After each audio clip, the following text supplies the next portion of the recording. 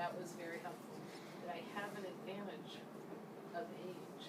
You do. Which helps. I feel bad for the real young people that start.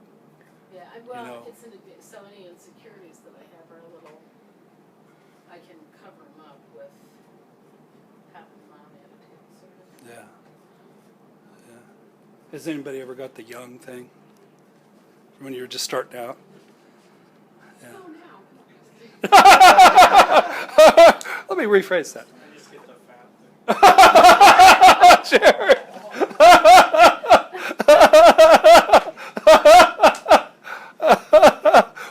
I get the bald thing. I don't know. We all have it. Then you just bring out the Buddha thing. Dr. Buddha, that's exactly right. What's happening over there? But look, Oh. you're the catch. It's a spider. Nice lady. Okay, you are not going to be brushing that sucker this way. Is that a spider? Oh, for God's sake, it's just a spider.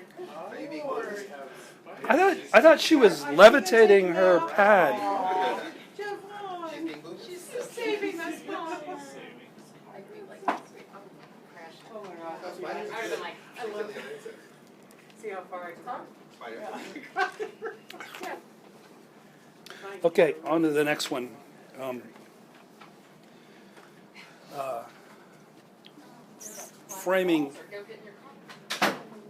Framing therapy as psychological surgery is something that I always include in the feedback session. And what I'll do, I have a board here, a little portable board.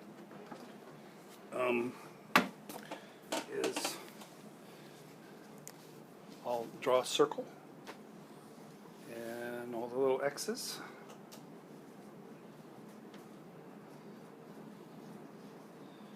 It takes a while to draw X's upside down. I'll say, so people when they come to therapy, they're already bleeding a little bit, or you wouldn't be here. You know, it's 9 o'clock in the morning on a Tuesday, and you're not at work, you're here. You're going to spend $175. You must be motivated. Something's hurting. And what a marriage counselor will do is try to fix this and make you feel better. What a psychiatrist will do will try to fix this and help you feel better. And I tell them, I don't care if you feel better, which always sort of startles them. I want to help you get better instead. And when you get better, you'll feel better. So rather than patching up the hole, what this feedback session is going to do is it's going to cut some new holes. Because I want to get some information in here that will change your life and help you really understand what's going on here. And yes, it hurts to have your walls cut into, but when you learn some things that fits it together, you'll be glad you learned them. Because most people, they leave the feedback session with a lot more hope than pain, a lot more direction than pain. But I tell them, really, to get there, I can use a scalpel, or I can go out back and get the jackhammer. Doesn't matter to me. It's all the same to me. You know, because I tell them that therapy is about truth. So when we're gathering information on the genogram, what we're looking for is we're just trying to figure out what's true. And then I tell them what a feedback session is I'm going to try to get you both to choke down as much truth as you can choke down. And that my goal, is to get them in recovery and get lights going on. And basically what I'll do is you'll either get it or I'll sort of chase you from the building. And I don't really care which one it is. I'm that committed to you learning what you need to learn. Is it cold in here, or is everybody okay? And I tell them now, it's really not good for business if every other person flees the building, and I try not to make that a pattern. It's better for business if they stay and learn, but it's about what I'm doing with that is I'm setting up the feedback session. You want them coming to the feedback session salivating, ready to have their lives changed. And if you can consistently deliver that, then you can promise it. I had a situation with a guy in Canada recently, where it was the end of the week after vacation, and I was on my 35th hour of seeing clients, and this guy had emailed me a bunch of stuff, and he wanted me to read all of it and then basically give him exactly what he wanted instead of give him what I had to give him. And I didn't have a chance to read it all. So because I didn't respond to his specific questions, I lost the guy. I failed miserably, and I really felt bad about it because I really needed to have read the material and been ready for it and given it. But, sometimes that happens. You're not going to close every deal by far. A lot of people, I would say only about 80% of people, I think, are really ready to do the work. And about 20%, I don't think anybody's going to reach them. So if you get somebody who just don't get it, don't feel like it was you. Or if you get somebody who gets mad and they don't get it, that's just you doing your job. So just because you do a good feedback session doesn't mean everybody's going to be high-fiving and signing up for group therapy. Not necessarily the case. So, okay, and then, the next thing is just talking about counterdependency and codependency. Once you do a genogram and have a few introductory remarks, talk about enmeshment, emotional cutoff, and interdependency, and then talk about counterdependency and codependency, I'd say about a third of my people are ready to sign up for group already because they hadn't heard any of that before, and it seems pretty profound to them. And you haven't even rolled out the good stuff yet. This is ABCs, but they hadn't heard the ABCs before, and they're digging it. Especially if you have a prototypical counter-dependent, codependent couple. They're like, that's us. So, has everybody heard me talk about blowing up the mountain? Does that resonate? No? Okay. You don't know about blowing up the mountain. So every year I'd bring the family to Myrtle Beach on spring break. And we'd get to North Carolina in a car, and there'd be two mountains that needed, or that had tunnels through the mountains. So you flick off your sunglasses.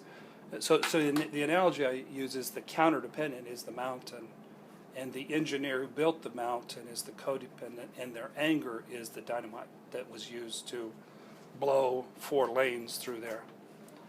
So that the codependent needs to learn how to get more dynamite and get good, skillful in placing it and using it. And then the counter-dependent gets to get blown up and like it, which they always get a little chuckle out of when I say that.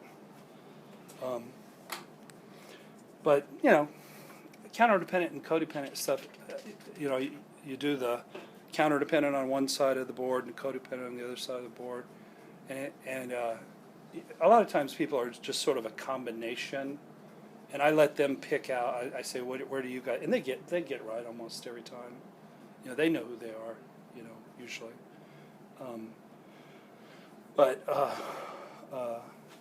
another thing that you should put on the board is to draw a triangle and to talk about the process of codependents start with lacking a sense of self, and then they become embittered is the second point, and then the last is plus minus, or rage, or emotional cutoff, which is a real common thing.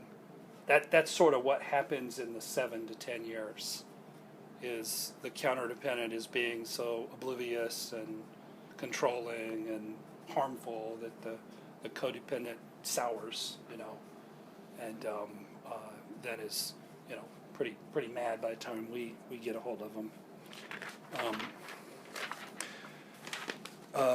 One of the descriptions of codependency that I like is it's somebody who's in the wrong place at the wrong time with the wrong people for the wrong reason. And that's a bad feeling. Because you don't have enough sense of self to get yourself into the right place. And you may even know where the right place is, but you just can't quite get there. The right place is out dancing on the dance floor, competing and looking fabulous, you know. But when your recovery isn't on all cylinders, you may be sitting at home and thinking, man, I should be dancing, you know. To steal an example without permission from Kathy. Then there's this old joke about codependency, about the guy driving off the cliff. It's not that funny, so don't get your hopes up. So there's this joke about this codependent who, like Jerry, loves to go to California and he loves to rent expensive vehicles that are convertibles. And he's tooling out around on Route 1 by the ocean and the cliffs and the rock. Gets a little too excited, like Angie's probably doing these days with her sports car, and loses control and is plunging over the cliff to her death.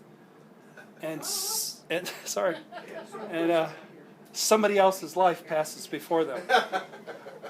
Hey, Andy laughed. I like Andy. Have you heard it before? Somebody else's life passes before them. And like a real codependent who's been living somebody else's life, they'll laugh and then they'll cry. You know, so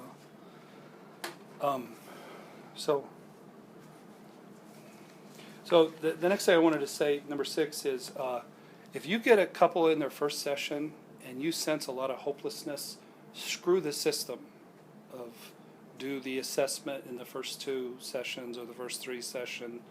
The genogram's pretty worthless right about then. 20 minutes in, go with what you got, because they ain't coming back. You got to dazzle them right then and there. You'll never see them again. And now, if you start doing that with every couple, you're probably misreading them. You know, most couples come in and they're going to give it, 6 sessions at least for you to, lose them. But there are some, and you can just feel the hopelessness in the room, or, you can tell. And then you sort of quickly get the gist of what their the victim person's family of origin, and then you go to work. And, they need to see Jesus before they leave the room.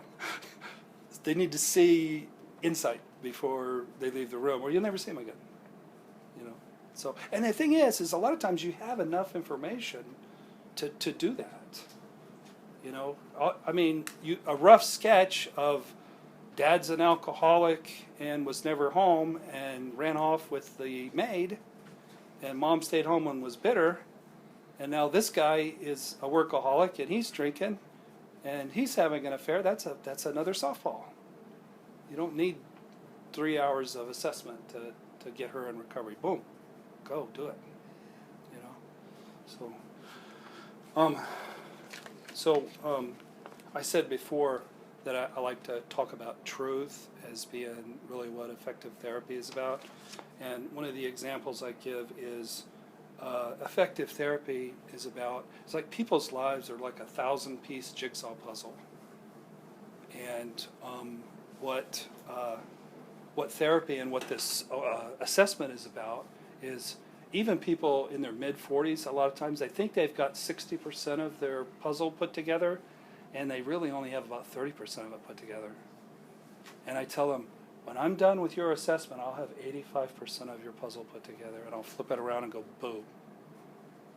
And again, I'm building up the feedback session, And I do have 85% of it put together, because I know their granddad and their grandma and why they married, who they married, and their addictions, and their first husband, their second husband. Okay.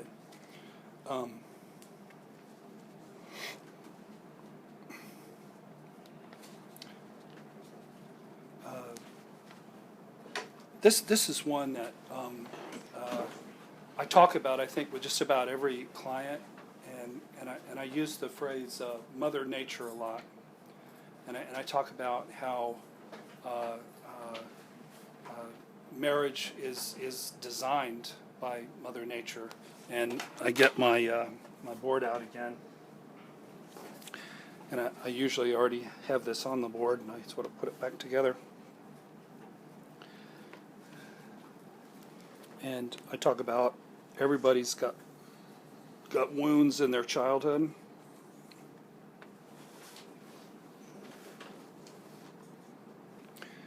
And that Mother Nature is very invested in propagating the species.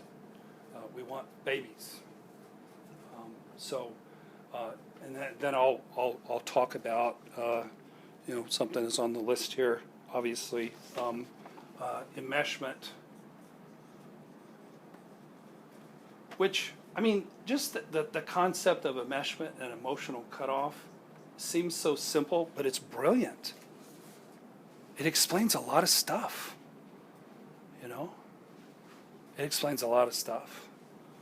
So I say that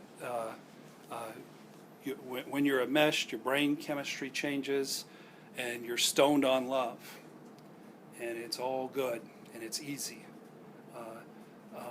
The problem is it only lasts. You only get about 7 years if you're lucky, 7 to 10, and then it'll always move into emotional cutoff. And that looks like this.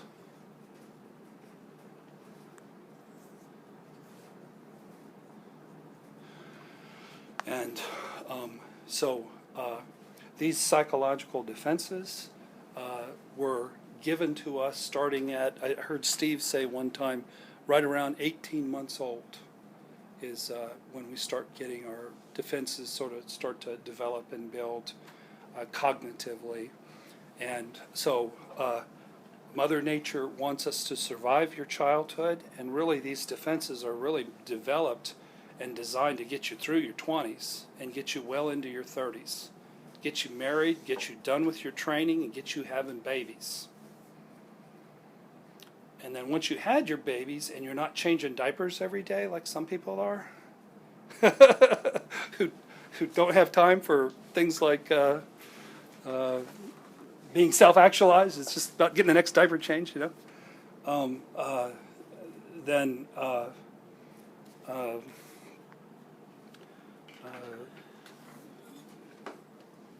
long between age 35, and I used to say to 48, but I don't know about you guys. Are you starting to get a lot of people in their 70s come to therapy, or some?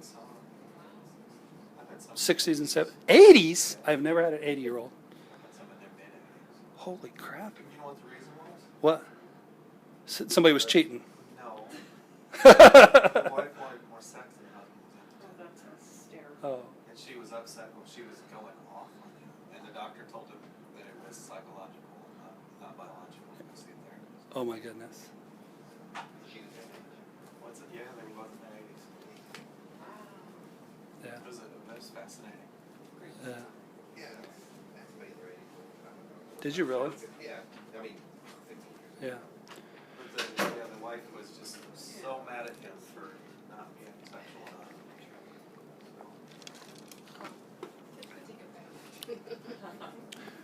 enough. When I first started the practice in 1989, I bet I went 10 years and didn't have anybody in there over 55, and maybe only one or two over 50. And back then, 50 seemed really old, but all of a sudden it seems really young to me. But it is younger, because somebody who's 70 years old going to therapy was unheard of 25 years ago. When you were 50, you were done, pretty much. It don't get any better than this. You're about ready to die. I mean, that was the mentality. I've got a 70-year-old guy, a 40-year-old girlfriend. Uh-huh. And the issue is she's upset because he flirts around too much. Right. Crazy. Yeah. He's, Yeah. That guy Sterling. What's that? That guy, Oh. Clippers guy. The Clippers guy. Yeah. Racist. So now I say these defenses are designed to last from about age 35 to about age 70, during which time one of two things will happen. Either a bomb will go off and take out a big chunk, or just the psychological defenses will be like worn down by Chinese water torture of just everyday marriage, of just slowly having the walls, give way. So once you're married, you got your babies, you got your training, you're into your 30s, you're fair game. And when I get somebody in here who's 27, I tell them, you ain't staying long. You think you're ready for therapy? I don't think you are. Well, let's do your feedback session. I'll be that guy who said a bunch of stuff that sounded strange, and then you'll go 10 years from now. You'll go, oh. But usually people in their 20s, they're not ready for this. They need to go out and get run over by a few more trucks. I mean, I'll let them come and I'll take their checks, but they get something out of it. But they generally don't stick around. Now there are some people that the marriage is just blowing up and they're 28 or so, and they're good. They get a lot of work done. But generally, it's a game for 33 is at the low end, and on up to 80, I guess. So, which I think is really cool that older people are coming to therapy. But so. They imagine that they get to 40 and the marriage blows up. They're thinking that it's something bad and horrible and unusual. And again, what you're doing with this paradigm is you're normalizing it. And you're saying, this is normal, it's a good thing, it's not a bad thing, and embrace it. And it was actually designed for you to pick this exact person or somebody wired like them, and to break down the defenses that have been broken down. So, do you guys need a break? Okay, let's take 5-7 minutes here.